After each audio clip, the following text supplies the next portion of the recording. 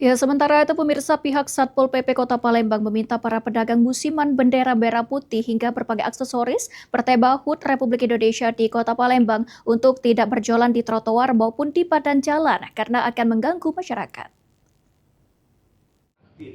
Ditemui pada 5 Agustus, Kepala Bidang Tibum dan Tranmas Satpol PP Kota Palembang, Budiman mengatakan, Satpol PP Kota Palembang sudah mulai melakukan penertiban terhadap para pedagang bendera musiman di beberapa titik dan menghimbau para pedagang musiman agar tidak berdagang di trotoar atau bahkan di badan jalan karena hal tersebut akan mengganggu masyarakat serta melanggar Perda Kota Palembang. Budiman menegaskan jika para pedagang musiman masih tetap berjualan di atas trotoar atau badan jalan, akan dilakukan pengamanan barang dagangan dan diproses sesuai aturan.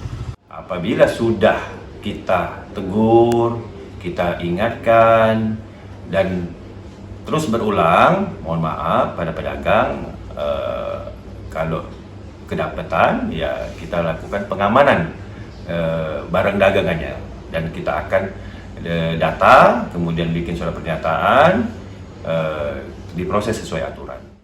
Sandi Pratama, PAL TV.